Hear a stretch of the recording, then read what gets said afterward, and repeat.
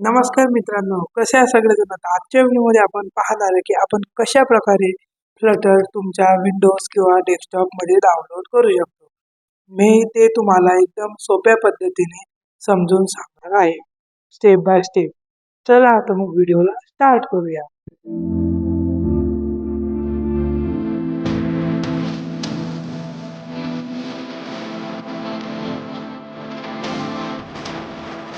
पहिल्यांदा Flutter use करणार असाल किंवा तुम्ही फ्लटर नावाचा शब्द पहिल्यांदा ऐकत असणार, तर मी तुम्हाला सांगतो की फ्लटर नेमकं आहे काय.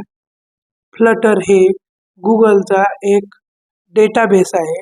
तिथे तुम्ही एकाच कोडमधून तुमच्या iOS, Android आणि डेस्कटॉप ॲप तयार करू शकता. म्हणजेच की तुम्हाला एकच कोड लिहायला लागेल आणि त्या कोडनीच तुमचे तिन्ही ॲप रन होणार आहे. तर हे काम करायचं असेल तर तुम्हाला फ्लटर यूज करावं लागते. तर तुम्हाला आता हे कळलेलं आहे की कशा प्रकारे आपण फ्लटरचा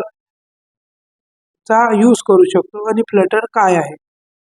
आता नेक्स्ट स्टेप ही आहे की तुमचं सिस्टीम कॉन्फिगरेशन.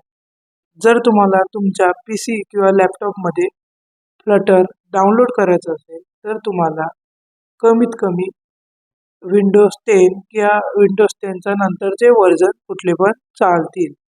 त्याच्यानंतर तुमच्या लॅपटॉप किंवा डेस्कटॉपमध्ये कमीत कमी 5 GB स्पेस फ्री असला पाहिजे.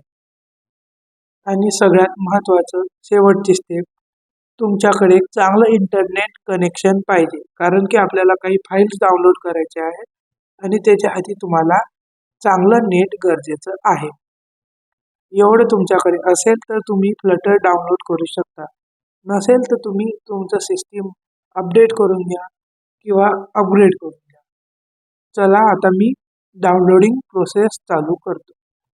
फ्लटर डाउनलोडिंग प्रोसेससाठी सगळ्यात पहिले तुम्हाला तुमच्या PCमध्ये फाईल मॅनेजर ओपन करून तुमच्या ड्राईव्हमध्ये जायचं आहे आणि तुम्हाला ड्राईव्हमध्ये एक न्यू फोल्डर तयार करायचं आहे. ते म्हणजे की SRC नावाचं. आणि ते फोल्डर तुम्हाला फक्त तुमच्या ड्राईव्हमध्येच तयार करायचं आहे. बाकी जागी तुम्ही ते तयार करू शकत नाही. तुम्ही डेस्कटॉपवर तयार नाही करायचं आहे ते. तुम्हाला फक्त आणि फक्त ते तुम्हाला ड्राईव्हमध्ये जाऊनच तयार करायचं आहे. त्याच्यानंतर तुम्हाला डायरेक्ट मी डिस्क्रिप्शनमध्ये दिलेल्या लिंकवर किंवा तुम्ही डायरेक्ट तुमच्या ब्राउझरवर जाऊन कुठलंही असो, क्रोम, फायरफॉक्स, त्याच्यावर तुम्हाला जायचं आहे आणि तुम्हाला तिथे फ्लटर SDK म्हणून सर्च करायचं आहे. त्याच्यानंतर वेबसाईट ओपन आहे.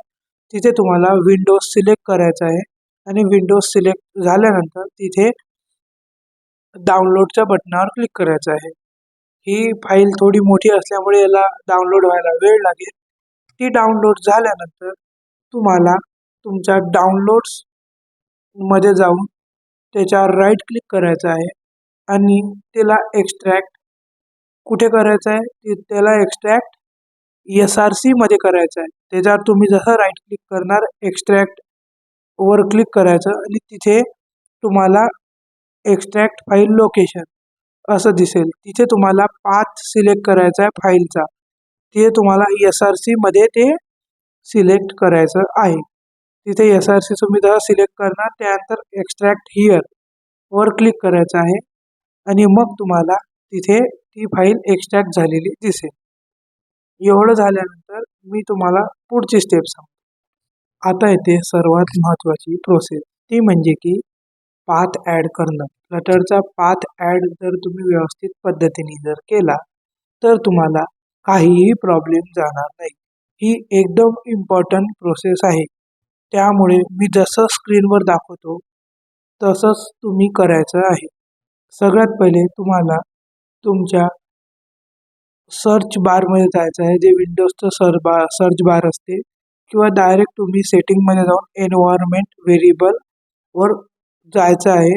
ते जसं तुम्ही त्याच्यावर क्लिक करणार ते तुम्हाला एक छोटी विंडो ओपन होईल. त्याच्यामध्ये खाली तुम्हाला ऑप्शन दिसेल एन्व्हायरमेंट व्हेरिएबल. त्याच्यावर तुम्ही जसं क्लिक करणार त्यानंतर तुमच्यासमोर एक अशा प्रकारचा इंटरफेस ओपन होईल. त्या इंटरफेसमध्ये तुम्हाला सगळ्यात वरती युजर व्हेरिएबल आणि सिस्टीम व्हेरिएबल दिसेल. त्याच्यावर तुम्हाला युजर व्हेरिएबलमध्ये पाथ जिथे लिहिलेला आहे त्याच्यावर क्लिक करायचं आहे आणि मग तिथे एडिटवर क्लिक करायचं आहे. आणि जसं तुम्ही एडिटवर क्लिक करणार त्याच्यानंतर तुम्हाला हा पाथ टाकायचा आहे जो तुम्हाला स्क्रीनवर दिसत आहे. मी एकदा ओरली पण डिक्टेट करतो, तुम्ही तो व्यवस्थित ऐका. C:\/src\flutter\bin हाच तुम्हाला तिथे पाथ ॲड करायचा आहे. आणि तो पाथ ॲड केल्यानंतर त्याला ओके क्लिक करून सेव्ह करून घ्यायचं आहे. बस ही खूप महत्त्वाची प्रोसेस होती. एवढी प्रोसेस झाली की तुम्ही नेक्स्ट स्टेपकडे वळू शकता. आता येथे इन्स्टॉल झालाय की नाही हे पाहायची वेळ.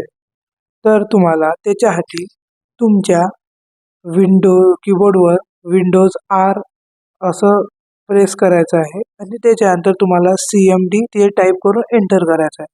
म्हणजेच की तुम्हाला कमांड प्रॉम्प्ट जे टॅब असते ते ओपन करायचं आहे आणि तिथे Flutter space dash dash version असं तिथे तुम्हाला टाकायचं आहे. ते तुम्हाला स्क्रीनवर पण दिसत असेल आणि एंटर करायचं आहे. तिथे तुम्हाला तुमच्या फ्लटरचं वर्जन दिसेल. म्हणजेच की तुमचं फ्लटर व्यवस्थितपणे तुमच्या लॅपटॉप डेस्कटॉपमध्ये डाउनलोड झालेलं आहे. कॉंग्रॅच्युलेशन, तुमचं फ्लटर तुमच्या लॅपटॉपमध्ये डेस्कटॉपमध्ये डाउनलोड झालेलं आहे. आता याच्यानंतर येते की आपण त्यांनी ॲप कसं बनवायचं. तर ते तुम्हाला जर बनवायचं असेल तर त्याच्यासाठी तुम्हाला VS कोड पाहिजे आणि VS कोडमध्ये तुम्ही ते ॲप बनवू शकता.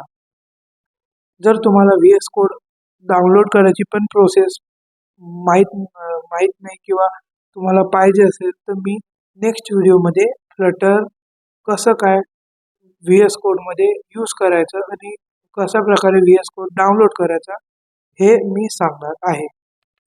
तर आजच्या व्हिडिओमध्ये आपण पाहिलं की आपण कशा पद्धतीने फ्लटर आपल्या लॅपटॉप डेस्कटॉपमध्ये डाउनलोड करू शकतो.